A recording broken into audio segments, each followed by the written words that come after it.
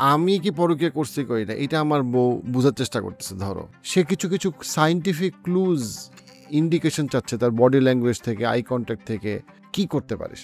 আল্লাহ জাহান্নাম কম বানাইছে, মানে আমার মুখ থেকে দুম করে বেরিয়েছে এই পরিমাণ আমরা ক্রাইম ইন্টারনাল দেখছি, যেটা আপনারা কখনো দেখবেনও না, শুনবেন না। যখন কেউ মিথ্যা বলে তখন হচ্ছে সে হচ্ছে আই কন্ট্যাক্ট হয় অনেক বেশি জোর করে মেনটেন করবে, অথবা আই কন্ট্যাক্ট করবে না, অন্যদিকে তাকায় থাকবে, তার শোল্ডার একটা উপরের দিকে উঠে যাবে, অথবা সে নাক টাচ করবে, মানে আপনার কথা যদি ভালো না লাগে সেভাবে কান টাচ করবে, অথবা গাড়ে দিবে, মানে কথাগুলো ভালো লাগছে না। প্রত্যেকটা ব্যক্তির হচ্ছে অনুযায়ী আলাদা হয়ে যায়। যেমন আমরা পকেটে হাত দিয়ে বৃদ্ধাঙ্গুল ভিতরে রাখতে বলি, তার কনফিডেন্স লেভেল লো। কিন্তু হচ্ছে যে আপনার সালমান খান যখন বিগ বস হোস্টিং করে, সে সারাক্ষণ পকেটের মধ্যে হাত দিয়ে রাখে, এটাকে বেজলাইন বলে, অর্থাৎ নর্মাল আচরণ। তার ক্ষেত্রে এটা নর্মাল আচরণ। দেখেন, মনে হওয়া অনেক ক্ষেত্রে হচ্ছে যে আপনার সংসারটা ধ্বংস হওয়ার জন্য মনে হওয়াটাই যথেষ্ট। হতে পারে এ লয়াল, আমিও লয়াল, কিন্তু মুড তৈরি হয়ে গেছে, এনভায়রনমেন্ট আছে, সুযোগ আছে, এই জন্য সহজভাবে আমরা বলতে পারি যে যে ফ্লার্ট করে প্রবাবলি সে চিটও করে। হ্যাঁ, রোমান্স বাড়তেছে, কিন্তু অতিরিক্ত পরিমাণ কেয়ার বাড়াইয়ে দিয়েছে, সেটাও আবার একটা প্রবলেম। আমি কাউকে টাকা দিতে যাব, ধার দিব, সে ফেরত দিবে কিনা, আসলে কি মিথ্যা কথা ধরা যায়? আপনি বলতেছেন তুমি 5 লাখ টাকা ঠিক মতন করতে পারবে কিনা, সে দুই শোল্ডারটা উপরের দিকে দিয়েছে, অর্থাৎ সে কনফিউজড যে না আসলে পারবে কিনা। অথবা বললেন আমার এই কাজটা ওখানের মধ্যে এই টিমটাকে লিড করো, জি স্যার আমি করতেছি, সে কনফিউজড, সে এভাবে গার্ড দিয়ে হচ্ছে যে দেখিয়ে দিয়েছে জি স্যার জি স্যার জি স্যার করতেছে, এতবার জি স্যার করতেছে, সে তো আপনার কথাই বুঝতেছে না। এমি কার্ডের হচ্ছে একটা রিসার্চ আছে, আমরা যদি হচ্ছে এভাবে পায়ের উপর পা তুলে এভাবে বসি, আপনার হচ্ছে টেস্টোস্টেরন হরমোন হচ্ছে 25% বেড়ে যাবে, আর কর্টিসল হরমোন যেটা স্ট্রেস দেয় আপনাকে 20% কমে যাবে, অর্থাৎ আমার বসার স্টাইল। এবার উল্টাটা কি, জায়গা পাচ্ছেন, আমি তখন বলতেছি মানুষ জায়গা দেয় না, মানুষ কত খারাপ। যখন আমি ঢাকা লোকাল বাসে উঠে গেলাম, এবার আমি পিছনে যাচ্ছেন, বলছি তুই তাড়াতাড়ি চালা, অর্থাৎ মোরাল ভ্যালু, ইথিক্স, এক্সপেকটেশন আমার এনভায়রনমেন্ট চেঞ্জ হওয়ার সাথে চেঞ্জ হয়ে গেল। অর্থবহ জীবনের জন্য ফিটনেস, ফাইন্যান্স, ফ্যামিলি সব ভালো কন্টেন্ট পডকাস্ট আকারে পাওয়ার জন্য সাবস্ক্রাইব করুন পার্সপেক্টিভ পডকাস্টে।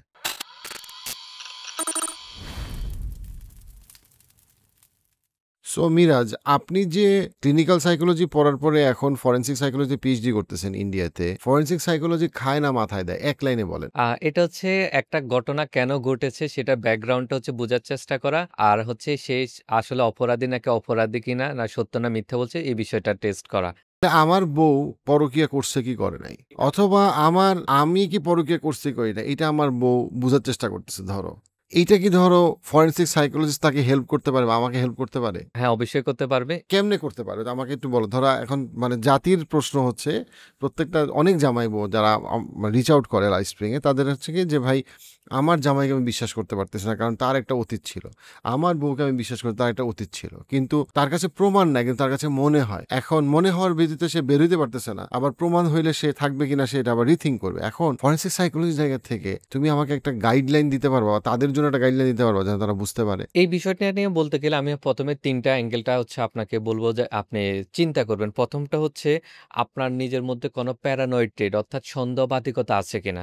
কারণ এটা মনে রাখতে হবে, আমাদের ৬ জন ব্যক্তির মধ্যে একজন, মানে 18% লোকের মধ্যে সাইকোলজিক্যাল ডিসঅর্ডার আছে বা থাকার সম্ভাবনা আছে। অতএব আপনার যদি সন্দেহবাদিকতা না থাকে, তাহলে এর পরের স্টেপগুলো আপনার জন্য। আপনার সন্দেহবাতিকতা মানে হচ্ছে যে অকারণে অতিরিক্ত সন্দেহ করে। এবং উনি সন্দেহ করা ছাড়া থাকেও না, এবং ওইটাকে প্রুভ না করা পর্যন্ত উনার হচ্ছে শান্তি লাগে না, এবং এটা বুঝতে পারে না। আরেকটা বিগ প্রবলেম হলো, যাদের পার্সোনালিটি ডিসঅর্ডার থাকে বা ট্রেটস থাকে, এরা কখনো বিলিভ করে না এদের যে কোনো রোগ আছে। এমনি তো মেন্টাল হেলথের 93% কখনো চিকিৎসা নেয় না, কিন্তু এই জায়গাতে আমি আরো বেশি প্রবলেমে পড়ি। অতএব আপনার এটা দেখবেন, আপনার এটা কোনো ভ্যালিড পয়েন্ট আছে কিনা, নাকি আপনি সবকিছু কাছের লোকদেরকে আপনার অতিরিক্ত পরিমাণ হচ্ছে ভালোবাসার কারণে সবসময় সন্দেহ করে যাচ্ছেন। যদি এটা বলবা এরকম হয়, তাহলে আপনি সবার আগে কাউন্সেলিং নেন, আপনি নিজে ট্রিটমেন্ট করেন। প্র্যাকটিক্যালি আমার হাজবেন্ড বা আমার ওয়াইফ আমাকে সত্যি বলতেছে কিনা, কারণ তার লাইফের একটা বড় ডিসিশন। সে চিন্তা করতেছে আমি কি তার সাথে বাচ্চা নিব কিনা, তার সাথে আমি সংসার বড় করব কিনা, এবং অনেক কিছু। আমার একটা সময় বয়স থাকবে না নতুনভাবে শুরু করার, আমার আসলে এটা দরকার, এবং তার কাছে এত ডিভাইস নাই, এত ডিভাইসের পয়সাও নাই ইত্যাদি। তো সেই ক্ষেত্রে সে কিছু কিছু সায়েন্টিফিক ক্লুজ ইন্ডিকেশন চাচ্ছে তার বডি ল্যাঙ্গুয়েজ থেকে, আই কন্ট্যাক্ট থেকে। কি করতে পারিস? যখন কেউ মিথ্যা বলে তখন হচ্ছে সে হচ্ছে আই কনট্যাক্ট হয় অনেক বেশি জোর করে মেনটেন করবে অথবা আই কনট্যাক্ট করবে না অন্যদিকে তাকায় থাকবে। তার শোল্ডার একটা উপরের দিকে উঠে যাবে অথবা সে নাক টাচ করবে অথবা হলো যে সে এভাবে মানে আপনার কথা যদি ভালো না লাগে সে এভাবে কান টাচ করবে অথবা গাড়ে দিবে মানে কথাগুলো ভালো লাগছে না অথবা আই ব্লকিং, ফেস ব্লকিং বিহেভিয়ারগুলো করবে এবং কথার টোনের মধ্যে মানে যে ফ্লোতে সে কথা বলতো সেই ফ্লো থাকবে না। হঠাৎ করে দ্রুত হয়ে যাবে, হঠাৎ করে আস্তে হয়ে যাবে, হঠাৎ করে পিচ বেড়ে যাবে, হঠাৎ করে কমে যাবে এবং সে আপনাকে যেন ভালোবাসে, যে সম্বোধন করা আমি তোমাকে ভালোবাসি আমি বা আপনার নামটা হচ্ছে মন থেকে যে নেওয়ার সেই বিষয়টা আপনি অনেক ঘাটতি পাবেন এবং মধ্যে হচ্ছে আপনার থেকে যত বেঁচে থাকতে চায় সেটার প্রতি তার হচ্ছে অ্যাভয়েড করতে অ্যাভয়েড চান। করারটাকে তার বেশি থাকবে এবং হচ্ছে আপনার সামনে থাকলে অতি সচেতন থাকবে। একটা হলো কি আমি আপনি হচ্ছে যে আমরা ঘরের মধ্যে আড্ডা দিয়ে কথা বলছি, আমরা এত ফর্মাল থাকবো না, আমরা ইনফর্মাল ভাবে সুন্দরভাবে কথা বলবো। কিন্তু যখনই সচেতনভাবে কথা বলতে হয়, তখন মনে করবেন সামথিং ইজ রং। আমি বলছি না ওই ব্যক্তিটা প্রবলেম হতে পারে। আপনারও নিজের কোনো পার্সোনালিটি ডিসঅর্ডার এমন কিছু আছে, কেউ আপনার সামনে ওপেনলি কথা বলতে পারে না এইজন্য। অতএব আপনার যখন পার্সোনাল লাইফ আসবে এখানে আপনাকে ইনফর্মালি হচ্ছে যে কথাগুলো বলতে হবে এবং আপনার ক্ষেত্রে হচ্ছে দেখবেন তার যে দায়িত্ব, রেসপন্সিবিলিটি নেওয়া এগুলো হচ্ছে যে তার খুব কমে গেছে এবং যখন আপনি কথা বলবেন যেমন পিছনের দিকে সে ফিরে যাচ্ছে বা আপনিও একটা উত্তর আপনি আমাকে জিজ্ঞাসা করছেন এভাবে আমি উত্তর দেওয়ার সময় একটু সরে দিচ্ছি। এখন বডি ল্যাঙ্গুয়েজ হচ্ছে এটা কি প্রত্যেকটা ব্যক্তির হচ্ছে অনুযায়ী আলাদা হয়ে যায়। যেমন আমরা পকেটে হাত দিয়ে বৃদ্ধাঙ্গুল ভিতরে রাখতে বলি তার কনফিডেন্স লেভেল লো। কিন্তু হচ্ছে যে আপনার সালমান খান যখন বিগ বস হোস্টিং করে সে সারাক্ষণ পকেটের মধ্যে হাত দিয়ে রাখে। এটাকে বেজলাইন বলে অর্থাৎ নরমাল আচরণ। তার ক্ষেত্রে এটা নরমাল আচরণ। সে লো কনফিডেন্স এর ব্যক্তি না। সে বডি বিল্ডার সে এভাবে দেখেন একদম টান করে থাকে। অতএব কনফিডেন্স অন্য অ্যাঙ্গেলে দেখা যাচ্ছে। এজন্য একদম এগুলো দেখে বলতে পারবেন এমনটা না। বাট আপনি দেখবেন ইমোশনালি কানেকশন ডিসট্যান্স হচ্ছে। হঠাৎ করে একটা হ্যাঁ, রোমান্স বাড়তেছে কিন্তু অতিরিক্ত পরিমাণ কেয়ার বাড়াইয়ে দিয়েছে সেটাও আবার একটা প্রবলেম। কারণ আমি এরকম অনেক বড় খেলোয়াড়কে দেখেছি যারা হচ্ছে অনেক রোমান্স অনেক কিছু হচ্ছে দেখাচ্ছে কিন্তু পিছনে কি করতেছে এটা আপনি জীবনে অনুমান করতে পারবেন না। অতএব আমি বলব হচ্ছে আপনাদের কমিউনিকেশনটা হচ্ছে বাড়ান, ইমোশনাল আপনার ফিজিক্যাল সব বিষয়গুলো এবং অন্যকে বুঝেন এবং যতগুলো বাধা আসে সেগুলো যেন রিয়েলিটি অনুযায়ী আপনি ফিল আপ করেন। আর একটা যদি অভিযোগের তিক্ত করে দেন। দেখেন আপনার পরকীয়া বলেন, পরকীয়াটা আমি বলব পিচ্ছিলে আপনি পড়ে গেছেন। কখন হয়ে গেছে আপনি জানেন না। মেজরিটি ক্ষেত্রে এমন হয়।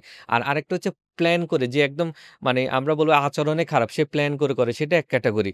অতএব আপনি এমন ক্রিয়েট করবেন না সে যেন এখানে মানসিক শান্তি পাচ্ছে না, এখানে শারীরিক অথবা আধ্যাত্মিক শান্তি পাচ্ছে না। সে আরেক জায়গার সাথে কথা বলতে তার ওখানে ভালো লাগা শুরু হয়ে গেছে, ওখানে শান্তি লাগা ফিলিং হয়ে গেছে। পিস পাওয়ার যেটা, পিসটা অনেক অ্যাঙ্গেলে হতে পারে শারীরিক, মানসিক, আধ্যাত্মিক। অতএব এই জায়গা ক্ষেত্রে আমরা দেখব যেন এটা মেইনটেইন থাকে যে আমাদের এখানে লাইফে যে বাধাগুলো আসবে, বাধাগুলো যেন আমি ডিল করতে পারি। আর মোরাল ভ্যালুর প্র্যাকটিস, মোরাল ভ্যালু আপনার ধর্মীয় প্র্যাকটিস হতে পারে অথবা পারিবারিক প্র্যাকটিস ছাড়া। আপনি কখনো পরকীয়া হচ্ছে কমাতে পারবেন না বা বন্ধ করতে পারবেন না যতই কিছু হোক একমাত্র মোরাল প্র্যাকটিস ছাড়া। কারণ আপনার আল্লাহর ভয় ছাড়া যেটা লোক দেখানো নয় রিয়েল অর্থে। আর একটা হচ্ছে মোরাল প্র্যাকটিস করলে সেই ব্যক্তিটা হচ্ছে একটু ঘাটতারা হয়ে যাবে। কারণ সে সবার সাথে সুন্দর মতন কথা বলবে না, এত রোমান্টিক হবে না। মানে ওয়ান কাইন্ড অফ রোবটিক ব্যক্তি হয়ে যাবে। আর যদি খুব চার্মিং হয় তাহলে যেকোনো ঘটনা ঘটতে পারে। মিথ্যা কথা কি আসলেই ধরা যায় যে নাটক সিনেমায় অনেক সময় দেখায় যে এইভাবে করে এই যন্ত্র বাট যন্ত্র বাদ দিয়ে আমার তো আসলে অনেক মানুষ আমি কাউকে টাকা দিতে যাব, হ্যাঁ আমি ইনভেস্ট করব 5 লাখ 10 লাখ টাকা, অথবা আমি একটা মানুষকে ধার দিব সে ফেরত দিবে কিনা, অথবা আমার ছেলে মিথ্যা কথা বলতেছে কিনা, সে কি কিছু বন্ধুদের সাথে খেয়ে আসছে কিনা, আমার ছেলের বয়স হয়তো কথার কথা 18, আসলে কি মিথ্যা কথা ধরা যায়? এটা হচ্ছে ১৯৭২ সালে এফবিআই আপনার বিহেভিয়ারাল সায়েন্স ইউনিট খুলেছিল তখনই। উনারাই হচ্ছে বডি ল্যাঙ্গুয়েজ অ্যানালাইসিস বলেন, এরকম প্রোফাইলিং করেন। সিরিয়াল কিলারদের নিয়ে কাজ করে উনাদের বিহেভিয়ার প্রেডিক্ট করে ফেলছে। আমি আপনি তো সাধারণ লোক। সিরিয়াল কিলার এমন একটা লোক যে হচ্ছে যেকোনোভাবে স্কিপ করে যেতে পারে, যাকে সহজে ধরা যায় না। যত বড় আপনি এক্সপার্ট হন না কেন। তাদের আচরণ নিয়ে। অতএব এগুলো বলা যায়। আমি আপনি যেন কথা বলতেছি 93% কমিউনিকেশন হচ্ছে নন ভার্বাল কমিউনিকেশন। এটাকে আলবার্ট মেহরাবিন ইউনিভার্সিটি অফ ক্যালিফোর্নিয়া প্রফেসরের হচ্ছে রিসার্চ।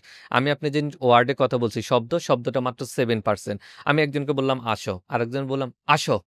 ২ আশার মধ্যে পার্থক্য আছে। একটা হলো আমি আসো নরমাল। কিন্তু আমি পরের যে টোনটা আমার চেঞ্জ হয়ে গেছে। টোনটার কারণ হচ্ছে ৩৮% আমার ভয়েস যে কোয়ালিটি। আর ৫৫% হচ্ছে আমি যে হাত দিয়ে ব্যবহার করলাম, চোখগুলো বড় করে ফেললাম। আমার এই বডি ল্যাঙ্গুয়েজ হচ্ছে ৫৫%। অতএব আমাদের কমিউনিকেশন বিগ মিনিং হচ্ছে নন ভার্বাল কমিউনিকেশন। এজন্য কাউকে ইন্টারোগেশন করতে হলে নন ভার্বালি দেখতে হবে। আপনি যেমন বিজনেসের কথা বলছেন, আপনি বলতেছেন তুমি ৳৫,০০,০০০ ঠিক মতন করতে পারবা কিনা? সে ২ শোল্ডারটা উপরের দিকে দিয়েছে। অর্থাৎ সে কনফিউজ। কনফিউজড যে না আসলে পারবে কিনা, অথবা বললেন এই আমার এই কাজটা ওখানের মধ্যে এই টিমটাকে লিড করো, জি স্যার আমি করতেছি, সে কনফিউজড, সে এভাবে গার্ড দিয়ে হচ্ছে যে দেখিয়ে দিছে, অথবা সে যেখানে আছে বললাম পিছনের দিকে চলে গেছে, অর্থাৎ এটার প্রতি লেস ইন্টারেস্ট, অথবা আপনাকে বেশি বারবার একদম আসে জি স্যার জি স্যার জি স্যার করতেছে, এতবার জি স্যার করতেছে, সে তো আপনার কথাই বুঝতেছে না। তাহলে আমার বডি ল্যাঙ্গুয়েজ দেখে হচ্ছে যে বোঝা যাবে। আরেকটা হলো, যে কাউকে আপনি ইনভেস্ট করতে হলে তার লাইফ স্টাইলটা দেখতে হবে, সে কোন পরিবেশে বড় হয়েছে, তার মূল্যবোধটা কেমন, মূল্যবোধটা হচ্ছে তার লাইফে প্রায়োরিটিটা কি, এবং তার ইথিক্স ব্রেক করার লেভেলটা কোথায়। অর্থাৎ আমি আপনি হচ্ছে যে ১০০-২০০ টাকার জন্য হচ্ছে যে কখনো চুরি করব না। হতে পারে 1 বিলিয়ন 2 বিলিয়ন আমাদের ইথিক্স ভালো। একসময় না একসময় ইথিক্সের লেভেলটা আছে। আমরা ব্রেক করবই, এরকম একটা আছে। অতএব তার ইথিক্স কত টাকা, সে চরিত্র বা ক্যারেক্টার খারাপ হয়ে যায়, আপনাকে এটা বুঝতে হবে। সে কি অল্পতে কোন জায়গায় সে টাকা খরচ করে, তার লাইফের ফিলোসফিটা কি? যেমন আমি যদি কোনো বড় বিজনেসম্যানদের, আমরা যারা বিজনেসে কাজ করি, আমরাও তো দেখেছি যদি কয়েক কোটি টাকা হচ্ছে ইনভেস্টর পেয়ে যায়, তাদের ক্যারেক্টারে খারাপ হয়ে যায়। সেই পার্টি-টার্টি করে বিজনেস আর আগের মতন টাইম দিচ্ছে না। কারণ সে তার লোভ, এক্সাইটমেন্ট, তার আনকনসিয়াস মাইন্ডে যে ফিলিং গুলো আছে, যেগুলো ফ্যান্টাসি ফিল আপ করা দরকার, সেগুলোকে আর কন্ট্রোল করতে পারে নাই। অতএব আমি দেখতে হবে তার মোরাল ভ্যালু কেমন, তার লাইফ স্টাইল কেমন, তার বন্ধু সার্কেলটা কেমন, এবং ওই বন্ধু সার্কেলের ব্যাড বিহেভিয়ারটা কেমন। আপনি কারো থেকে হচ্ছে যত গুড নেন না কেন, ব্যাড বিহেভিয়ারে পড়ে যাওয়ার চান্স আছে। অতএব আপনি এই ক্যারেক্টারগুলো হচ্ছে তার লাইফ স্টাইল, যেটাকে আমরা প্রোফাইলিং বলি, তার ব্যাকগ্রাউন্ডটা হচ্ছে দেখতে হবে, এবং আসলে তার রিয়েল অ্যাবিলিটিটা আছে কিনা এই ১০০ কোটি টাকা বা ১ কোটি টাকা ম্যানেজ করার বা এই লোডটা নেওয়ার, সে কতটুকু কোন জায়গায় খরচ করবে। এজন্য আমি বলব, যেকোনো কর্পোরেট আমি যখন ট্রেনিং দিয়ে থাকি এইচআরদের অথবা জেএনজি ম্যানেজমেন্ট বা সাইকোলজিক্যাল স্কিল, তখন আমি বলে থাকি হচ্ছে আপনি হচ্ছে যেকোনো ইনভেস্ট করার আগে ১ম এ তার তো আপনি চার্টার্ড অ্যাকাউন্ট দিয়ে তার অ্যাকাউন্টস এর হিসাবগুলো দেখে নিলেন। আসলে এই রাইট নাকি রং। সাথে তার একটা পার্সোনালিটি প্রোফাইলিং করে নিয়েন। সে আসলে ১ কোটি টাকা হচ্ছে আসলে সে তার ক্যারেক্টার, তার বিহেভিয়ার এগুলো ঠিক থাকবে কিনা, ইগো চলে আসবে কিনা, তার একদম যেভাবে আমি পরিশ্রমী দেখছি, এই পরিশ্রম লেভেল থাকবে নাকি একদম মানে হচ্ছে ফ্যান্টাসি লাইফ রিল্যাক্স হয়ে যাবে যে টাকা আসছে দেখতেছি। কারণ আপনি বিজনেসে একটা হাল ছেড়ে দিছেন, বিজনেস ফল করে যাবে। অতএব আপনি এই ফ্যাক্টর গুলোকে খেয়াল করে রাখতে হবে। তার দূরদর্শিতা কেমন, তার চ্যালেঞ্জ গুলো প্রেডিক্ট করতে পারে কিনা, এবং ওইটার জন্য তার plan A, B, C ready কিনা আগে থেকেই। আমি কি পরকীয়া করছি করি না, এটা আমার বউ বুঝার চেষ্টা করতেছে। ধরো আমার জামাইকে আমি বিশ্বাস করতে পারতেছি না, ফরেনসিক সাইকোলজির জায়গা থেকে তুমি আমাকে একটা গাইডলাইন দিতে পারবা, বা তাদের জন্য একটা গাইডলাইন দিতে পারবা যেন তারা বুঝতে পারে। আপনার এজটা কত? আপনি সেটা আগে একটু দেখেন। যেমন হলো ১৮-২০, ১৮ থেকে ৩০-৩৫ বছরের যৌবনের যে উত্তেজনা বা আপনার ইমোশনাল ইনটেনসিটি, এত যে পারফরম্যান্স, এটা আপনি আবার ৩৫ এর পরে পাবেন না। আপনাকে এই গ্র্যাজুয়েশনটা হচ্ছে যে মানতে হবে। যেটা আমরা অনেকে আগে সে আমাকে এত ঘন্টা টাইম দিয়েছে, এত আমাকে প্যাম্পারিং করছে, এত আদর দিয়েছে, এখন হচ্ছে সে ভুলে যাচ্ছে। সে কি আসলে বয়সের সাথে, সাথে বাচ্চার রেসপনসিবিলিটি নিচ্ছে। সেটা ছেলে-মেয়ে যেই হোক।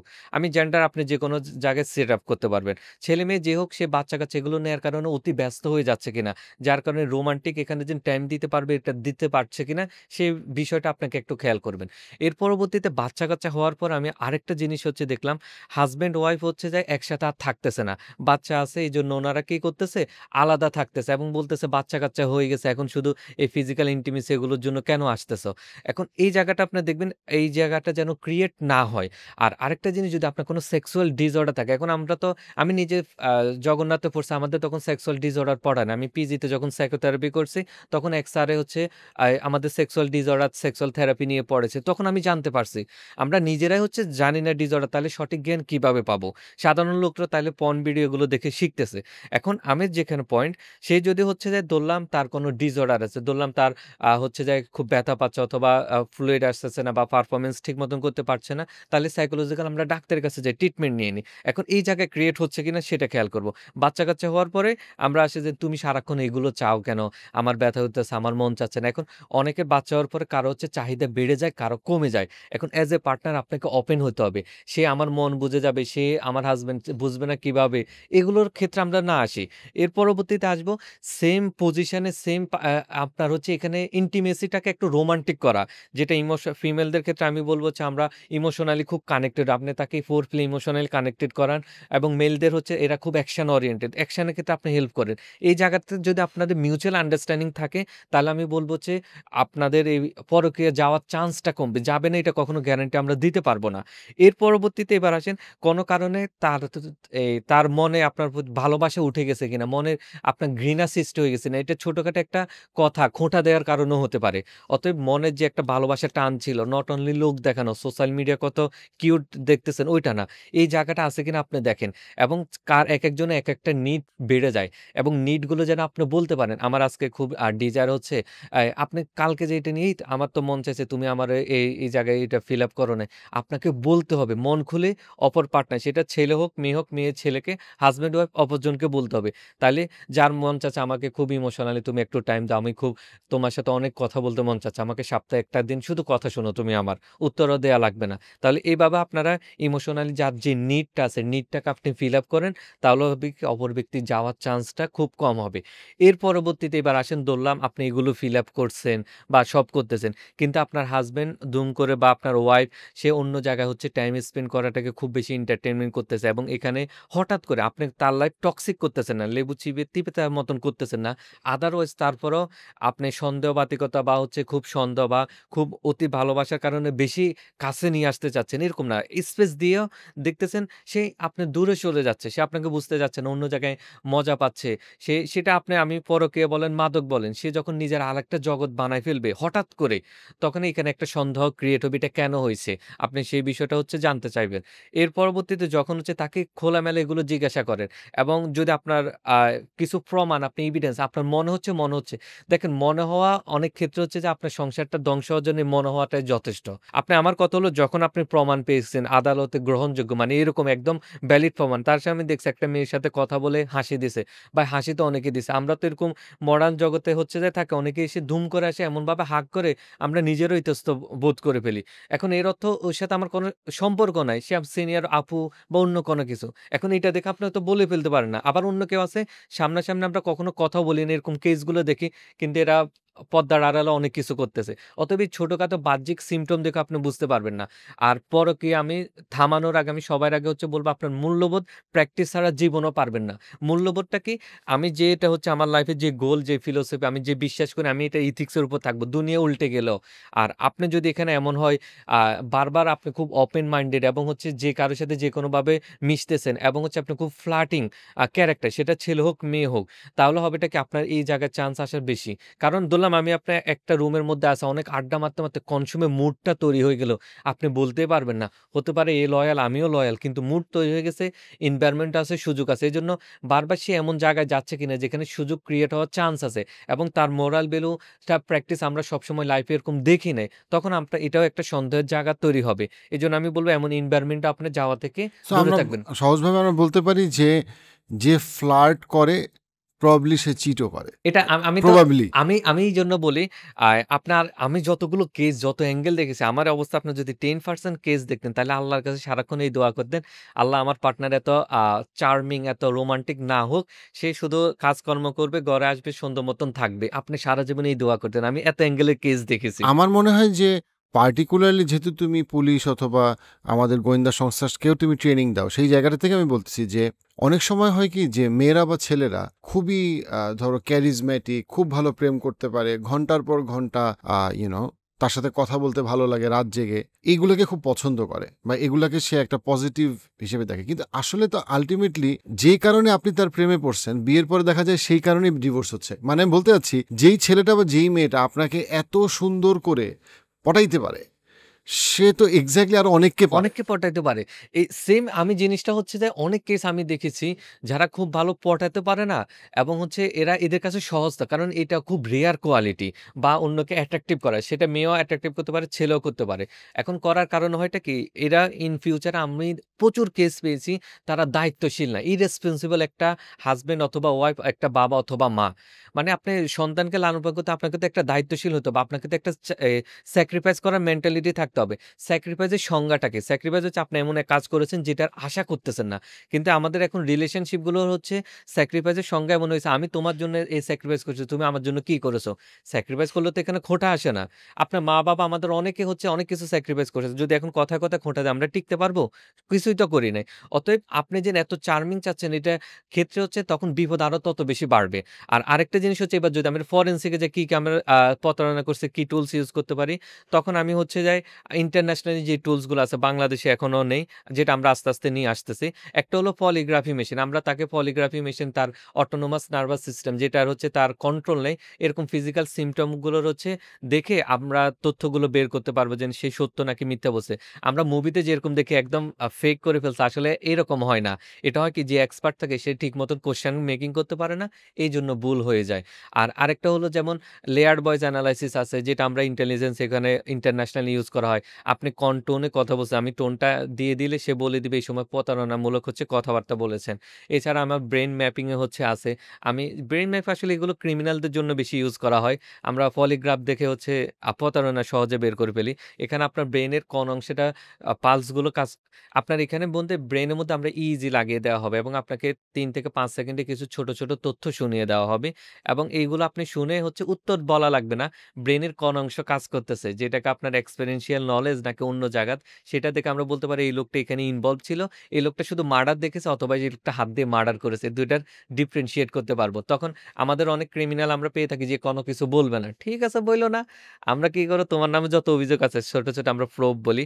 এগুলো তৈরি করব। আমরা ব্রেইনে বসায় দিব। এখন এগুলো ইন্টারন্যাশনালি আবার কোর্টের এথিক্স এর মধ্যে আবার একটু ঝামেলা আছে। আপনার যেখানে মানবাধিকার কারণে কোর্টে ইউজ করতে পারমিশন অনেক কিছু লাগে। ইন্ডিয়াতে অনেক প্র্যাকটিস হয় এটা। বাংলাদেশে তো হচ্ছে না। বাট ইন্টেলিজেন্স এগুলো করে। কারণ ইন্টেলিজেন্সের আপনার ওই অধিকার আছে। অধিকার আছে এবং হচ্ছে এদের প্রয়োজন। কারণ এরা এত, এত বড় সিরিয়াল কিলার বলেন অথবা হচ্ছে মার্ডার অথবা আ আপনার গ্যাং এর সাথে কাজ করে।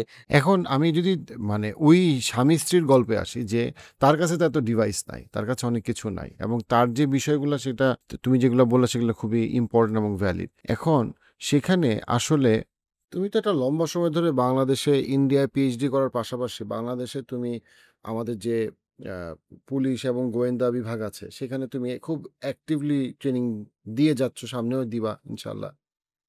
তা আমাদের যে ধরো গোয়েন্দা সংস্থা অথবা পুলিশ অথবা এই ডিফেন্স ইয়েতে ইনস্টিটিউট গুলাতে এই ফরেনসিক সাইকোলজির দরকারটা কি, মানে এখানে ব্যবহারিক প্রয়োগটা কি বা না থাকার জন্য কি প্রবলেম হচ্ছে? ওকে।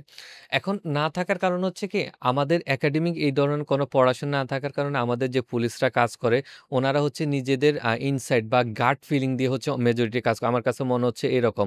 এখন এই ফরেনসিক সাইকোলজির আগে আমি বলব ফরেনসিক সায়েন্স দরকার। ফরেনসিক সায়েন্স কি?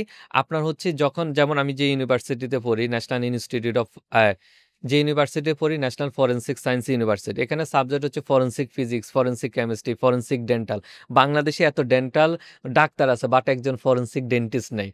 এখন না থাকার কারণে কি হয়েছে? আমরা ধরলাম একদম শরীর-টরিল পোড়া গেল। আমি শুধু দাঁত দেখে হচ্ছে যে ওই ব্যক্তি আইডেন্টিফাই করতে পারবো। ফরেনসিকের এত অ্যাডভান্স টুলস আসছে। শুধু আমি মাথার খুলিটা যদি কারো পাই, সেই ব্যক্তিটা দেখতে কেমন ছিল এটা 3D আমি প্রিন্ট বের করে ফেলবো। বাংলাদেশে এগুলো কিছু নেই। অতএব আমি যেন হচ্ছে এভিডেন্স কালেকশন করব যে সেক্টরগুলো দিব। বাংলাদেশে এখন যদি একটা মেয়ে বর্তমানে রেপ হয়, পত্রিকার নিউজে তো আসছে ২ বছর আগের কেসগুলোর রিপোর্ট এখনো দেওয়া হচ্ছে না। অর্থাৎ সে যদি ভাইরাল অথবা ইনফ্লুয়েন্সার কোনো ব্যক্তি না হয়ে থাকে, সে আজকে দর্শন হয়েছে, দর্শনের ডিএনএ রিপোর্ট সে ২ বছর পরে ১ বছর পরে পাবে। আপনি ইনফ্লুয়েন্স করলে ডিফারেন্ট, বাট স্বাভাবিক যদি আপনি কোনো দিয়ে দিছেন, ফেলে দিছেন এরকম। অতএব আমাদের এই পরিমাণ ডিএনএ ল্যাবও নাই। যেখানে আমাদের প্রত্যেকটা এই পরিমাণ জনবহুল আমরা প্রত্যেকটা আমাদের জেলাতে হচ্ছে একেকটা ন্যাশনাল ফরেনসিক সায়েন্স ল্যাবরেটরি থাকা দরকার। যেখানে বাংলাদেশে একটাও ন্যাশনাল ফরেনসিক সায়েন্স ল্যাবরেটরি নেই। মানে এক বিল্ডিং এর মধ্যে সবকিছু। এখন হ্যাঁ, সিআইডির কাছে আছে ৪ টা জায়গাতে আছে। সেটা হচ্ছে ল এনফোর্সমেন্ট এর কাছে। এগুলো সেক্টরগুলো আলাদা। পুলিশের কাজ হচ্ছে ফরেনসিকের আপনার হচ্ছে সায়েন্সের কাজ না। যে এভিডেন্স কালেকশন করবে, এভিডেন্স প্রিজার্ভেশন করবে, এভিডেন্স এনালাইসিস করবে। তার হচ্ছে এই জায়গাগুলোর ক্ষেত্রে হেল্প করবে। এখন আমরা পুলিশদের ক্ষেত্রে সবচেয়ে বড় প্রবলেম হয়ে গেছে কি?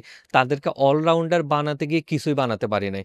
যেমন তারা হচ্ছে যে ইনভেস্টিগেশন এ না এক্সপার্ট বানাতে পারছি, না হচ্ছে এভিডেন্স কালেকশন এর এক্সপার্ট বানাতে পারছি, না হচ্ছে তাদেরকে আমি মনে করেন কোনো এনালিটিক্যাল প্রোফাইলিং বানানোর এক্সপার্ট বানাতে পারছি। মানে কোনো ফিল্ডের আমি এক্সপার্ট বানাই নাই। মানে আমার কাছে মনে হচ্ছে বাংলাদেশ ক্রিকেট দলে আপনি খেলোয়াড় নিয়েছেন, সবাই শুধু ফিল্ডিং করতে পারে এতটুকু দেখে দিয়েছেন। কে ব্যাটিং এ ভালো, কে বোলিং এ ভালো, কে কিপিং এ ভালো, ওগুলো আপনার ক্রাইটেরিয়াতে ছিল না। এবং যার কারণে আপনি বেটার পান না। ইন্টারন্যাশনাল পুলিশে খুব আফসোস করে। আমরা যখন ইন্টারন্যাশনাল ট্রেনিং করতে যাই, সবাই জিজ্ঞেস করে তোমার এক্সপার্টের এরিয়া কোথায়? তুমি কি সাইবারের এক্সপার্ট? তুমি কি নাকি ডকুমেন্ট এক্সামিনেশন এক্সপার্ট? নাকি তুমি নরমাল গোয়েন্দার এক্সপার্ট? গোয়েন্দাদের ক্যারেক্টার এক ধরনের, ইনভেস্টিগেশনের ক্যারেক্টার আরেক ধরনের। এখন একবার হচ্ছে আপনাকে প্রমোশন দিয়ে গোয়েন্দাতে নিল, একবার হলো ইনভেস্টিগেশনে নিল, থানায় নিল। অর্থাৎ এলোমেলো করে ফেলতেছে। আপনার কোনো কোয়ালিটি ডেভেলপ হচ্ছে না। আর এখন ফরেনসিক এগুলো থাকলেও তো কি আমাদের বাংলাদেশে যে আমরা প্রমাণ পাচ্ছি না, বছরের পর বছর আমরা লেট হচ্ছে। কারণ আদালতে ইমোশনে কোনো কাজ নেই, প্রমাণে কাজ। এখন প্রমাণ আমি দ্রুত দিয়ে দিতে পারতাম, ওনারাও বিচার করে ফেলতে পারত। এই জায়গার কারণে আমরা কোনো কিছু হচ্ছে না, শুধু লেট হচ্ছে। আর ফরেনসিক সাইকোলজি থাকলে হতোটা কি, আমাদের দেশে যে একটা খুব বদনাম পুলিশদের এসে শুধু মেরে তথ্য বের করতে হয়। তাহলে আমাকে মেরে তথ্য বের করেন, তো আমি তাকে সাইকোলজিক্যাল বসার স্টাইল দেখে আমি যেমন হচ্ছে যেটা ডার্ক সাইকোলজি বলতে পারেন। যেমন অ্যামিকার্ডের হচ্ছে একটা রিসার্চ আছে। আমরা যদি হচ্ছে এভাবে পায়ের উপর পা তুলে এভাবে বসি, ৫ অ্যাঙ্গেল হাই পাওয়ার পোজ বলে, এভাবে কয়েক ধরনের পোজে বসি। আপনার হচ্ছে টেস্টোস্টেরন হরমোন হচ্ছে 20% 25% বেড়ে যাবে। আর কর্টিসল হরমোন যেটা যেটা স্ট্রেস দেয় আপনাকে 20% কমে যাবে। অর্থাৎ আমার বসার স্টাইল। এবার উল্টাটা কি? উল্টা আপনি যদি এভাবে একদম ২ মিনিট বসে থাকেন, আপনার কর্টিসল হরমোন 10% বেড়ে যাবে। মানে স্ট্রেস হরমোন বেড়ে গেল আরো 10%, আর আপনার টেস্টোস্টেরন হরমোন 10% কমে গেল। আপনার তো আরো খারাপ।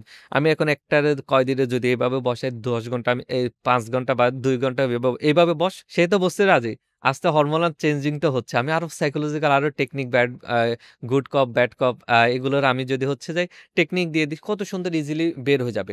বাট এর অর্থ এই না যে বাংলাদেশে কারণ আমি তো রিয়েল ফিল্ডে ফেস করতেছি। আ যেখানের মধ্যে এমন না যে সবাইকে জিজ্ঞাসা করলে বলে দিবে। যারা আছে স্বভাবগত ক্রিমিনাল।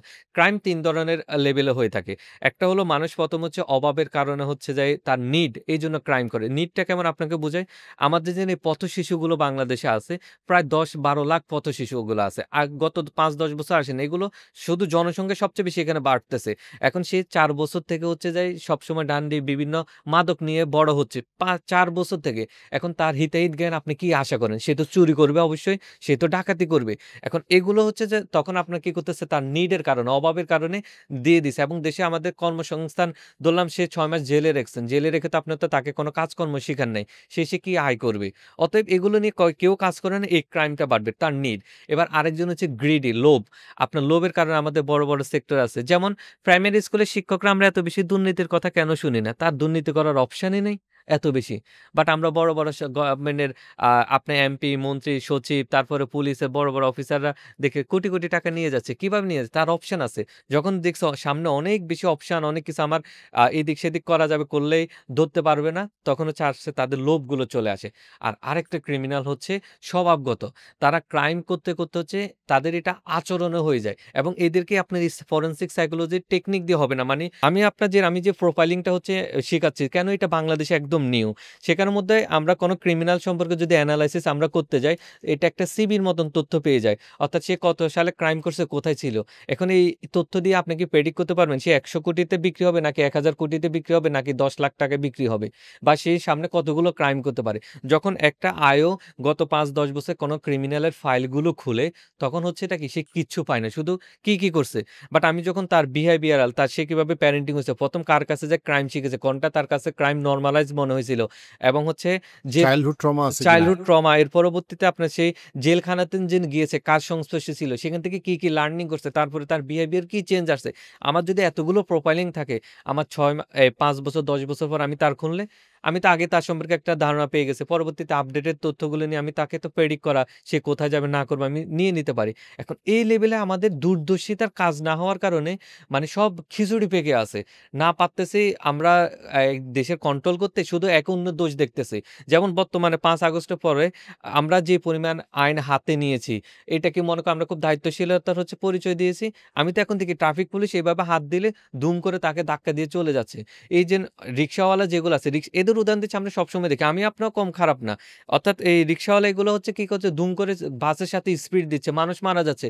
তারা যে মানুষকে মারতেছে এটা কখনো অপরাধ মনে করতেছে না। আমি ঠিক হচ্ছে এখন আজকে যেমন বাসের মধ্যে আমি জায়গা পাচ্ছি না, আমি তখন বলতেছি এই মানুষ জায়গা দেয় না, মানুষ কত খারাপ। যখন আমি ধাক্কা লোকাল বাসে উঠে গেলাম, এবার আমি পিছনে যাচ্ছেন বলছি, "এই তুই তাড়াতাড়ি চালা, তাড়াতাড়ি চালা।" অর্থাৎ মোরাল ভ্যালু, ইথিক্স, এক্সপেকটেশন আমার এনভায়রনমেন্ট চেঞ্জ হওয়ার সাথে চেঞ্জ হয়ে গেল। যখন আমার কাছে পাওয়ার ছিল না, আমি তখন অনেক কিছুর কথা বলছি। কিন্তু যখনই পাওয়ার, ক্ষমতার অপশন চলে আসছে, আমি কতটুকু ইথিক্স মেইনটেইন করতে পারছি কিনা এবং আমার মোরাল ভ্যালু গুলো আমি ঠিক রাখতে পারছি কিনা, সেটা দেখা জরুরি। আল্লাহ জাহান্নাম কম বানাইছে। মানে আমার মুখ থেকে দুম করে বেরিয়েছে। এই পরিমাণ আমরা ক্রাইম ইন্টারনাল দেখছি, যেটা আপনারা কখনো দেখবেনও না, শুনবেন না। কারণ এগুলো প্রমাণ নাই। প্রমাণ ছাড়া ক্রাইম করছে। আমাদের দেশে যেমন এখনো ফরেনসিক সাইকোলজিতে কেউ কিন্তু পড়াশোনা করারও সুযোগ পায় না। তো এইটা হওয়াটা খুবই দরকার। এবং আমাদের ক্রিমিনোলজি ডিপার্টমেন্টও তো হয়েছে বেশি দিন হয় নাই। সো এটার জন্য দেখা যায় যে একদিকে তো হচ্ছে অপরাধীরা ছাড়া পায়, আরেকদিকে কিন্তু অনেক নিষ্পাপ মানুষও কিন্তু দেখা যায় যে জেলে ভরে বসে আছে, কারণ সন্দেহের বশবর্তী বা অথবা উপর থেকে কেউ বলছে এরকম। পাশাপাশি আমার কাছে মনে হয় যে যে রিহ্যাবিলিটেশন, যে আমি একটা নিষ্পাপ মানুষকে জাস্ট আমার সন্দেহ হয়েছে যেন অনেক মারলাম, মারার পরে দেখা গেল যে আমি কিছু পাইলাম না, ছেড়ে দিলাম, তাহলে এই যে মারলাম, এই জিনিসটা আসলে মোরালি কতটুকু ঠিক? এবং অনেক সময় দেখা যাচ্ছে আমি তাকে অনেক দিন আটকায় রাখছি। হ্যাঁ, কেন? কারণ সন্দেহ। তো তাহলে এই মানুষটার আসলে দোষ কি? এটা তো কিন্তু আমাদের রাষ্ট্র ব্যবস্থায় আনফরচুনেটলি অনেক সময় এরকম ঘটনা প্রতিদিন ঘটতেছে। হ্যাঁ, যে আ আমি জানি অপরাধী ২ জন, আমি ধরছি ৫০ জন, এখন ৫০ জনই মাইর খাবে। তো কিন্তু এটা তো যদি ফরেনসিক সাইকোলজি যদি স্ট্রং হইতো, তাহলে এটলিস্ট মানে যে মানুষগুলো নিষ্পাপ তারা এই শাস্তিটা পাইতো না। কারণ এটার জন্য তার লাইফ লং ট্রমা থাকতে পারে। তার একটা, সে বিকলাঙ্গ হইতে পারে। সে বের হয়ে সে হতাশা থেকে সে সুইসাইডও করতে, অনেক কিছু হইতে পারে। তার পরিবার নষ্ট হইতে পারে। তার দুর্নাম হইতে পারে। মানুষ বলতে পারে যে তুমি তো পুলিশের কাছে ছিলে এতদিন। হ্যাঁ? সো সেই জায়গাটা থেকে মনে করি যে যে ফিল্ডটা নিয়ে তুমি কাজ করতেছো, পিএইচডি করতেছো, training, this is very important আরকি। এবং এখানে আরো অনেক কিছু আছে আরকি, যেটা আমাদের এখনো কাজ করা দরকার। গভর্নমেন্টেরও সুনজর দরকার। সবারই সুনজর দরকার। সো সেটা খুবই ইম্পর্ট্যান্ট। তো ভাইয়া আমরা ইনশাআল্লাহ হয়তোবা এই টপিকে আমরা আরো ফিউচারে ডিসকাস করব ইনশাআল্লাহ। আমি এখানে এবং একটা জি, বিষয় প্লিজ। এড করতে চাই। যেটা হলো আমাদের বাংলাদেশের একটা কালচার হয়ে গেছে কি, যেমন আমি ক্রিমিনালদের এনালাইসিস করতে গিয়ে দেখি, এরা একসময় ভালো থাকতে চেয়েছিল। যখন একটা নেগেটিভ এক্সপেরিয়েন্স তার হয়ে গেছে, তখন এটা রিভেঞ্জ মুডে চলে গেছে। আপনি এটা উদাহরণ রিলেশনশিপে বুঝতে পারবেন। যারা প্লে বয়, প্লে গার্ল হয়, একসময় তারা ইনোসেন্ট ছিল। যেকোনো একটা ব্যাড ট্রমা হয়ে যায়, দেন রিভেঞ্জ মুডে গিয়ে এরা প্লে বয়, প্লে গার্ল হয়ে যায়, দেন অন্যদের জীবন নিয়ে খেলে। এখন এই ক্রিমিনালটাও সেম প্যাটার্ন। আমরা সবসময় তো প্যাটার্ন খোঁজার চেষ্টা করি। সে একসময় ভালো, সৎ, অনেস্ট থাকতে চেয়েছিল। যেমন এই গভর্নমেন্ট জবের সময় যারা ঢুকে, তারা অনেক আশা নিয়ে ঢুকে। আমি কাজ করব, আমি অনেক পরিবর্তন আনবো। যখন দেখতেছে টপ অর্ডার যা বলতেছে তাই, এখানে তার ব্রেইন খাটানোর কোনো কিছু নাই, ক্রিয়েটিভিটির আলাদা এক্সট্রা কোনো কিছু নাই। শুধু স্যার, স্যার, হুজুর বলেই আগানো লাগে, পলিটিক্স করে। তখন তার এই আশাটা মরে যায়। এবং যারা খুব সৎ থাকতে চায়, তাদেরকে আপনি এই পরিমাণ প্যাঁচে ফেলেন, এই পরিমাণ কষ্ট দেন, তখন সে একসময় এটা রাগে ক্ষোভ হচ্ছে যে আর ভালোই থাকবো না, আর ভালোই করব না। অনেক চেষ্টা করছি। ডেফিনিটলি আমরা আসলে একটা ইকোসিস্টেম তৈরি করতে পারি নাই, যে ইকোসিস্টেমে আসলে সৎ থাকাটা ইনসেন্টিভাইজড। দেখা যাচ্ছে যে আসলে করাপশনটা ইনসেন্টিভাইজড। সো মানুষ দিনের শেষে কালেকটিভলি তো ইনসেন্টিভের পিছনে ছুটে। ইন্ডিভিজুয়ালি কারো মোরাল ভ্যালুস ভালো হইতে পারে, বাট কালেকটিভলি ইনসেন্টিভ যেদিকে যাবে সেদিকেই কিন্তু মানুষ যাবে। সো অনেক ক্ষেত্রে দেখা যায় যে একটা সৎ অফিসার একটা লায়াবিলিটি, এবং সৎ অফিসারের কোনো ইনসেন্টিভ নেই সৎ থাকার, কিন্তু যে অসৎ তার ইনসেন্টিভের কোনো শেষ নাই। এটা লয়ার, পলিটিক্স, ডিফেন্স সব কিছুর ক্ষেত্রে এটা আনফর্চুনেটলি এটা একটা, কি বলবো, মানে এটা হচ্ছে করাপশনের ফাউন্ডেশনাল প্রবলেম হচ্ছে গিয়ে এটা একটা। বাট তুমি যে পয়েন্টটা বলছো সেটা আমি পুরোপুরি এগ্রি করি, এবং এই জায়গাগুলোতে আহ, মানে অনেক স্ট্র্যাটেজিক চিন্তার এবং ইমপ্লিমেন্টেশনের দরকার আছে, এবং সেটা আশা করি যে আস্তে আস্তে যারা রেলেভেন্ট স্টেক হোল্ডার তারা এই জিনিসগুলো আসলে চিন্তা করবে এবং ডিসিশন নেবে। থ্যাংক ইউ ভাইয়া তোমার সময়ের জন্য। তুমি খুবই ইনশাল্লাহ একটা খুবই গুরুত্বপূর্ণ ফিল্ড নিয়ে কাজ করতেছো। আশা করি যে এইটা নিয়ে রেলেভেন্ট আমরা হয়তো বা ফিউচারে আরও ডিসকাস করার সুযোগ পাবো ইনশাল্লাহ। থ্যাংক ইউ ভাই আজকে সময়ের জন্য। আপনাকে অনেক ধন্যবাদ আমাকে কথা বলার সুযোগ করে দেওয়ার জন্য। আসসালামু আলাইকুম।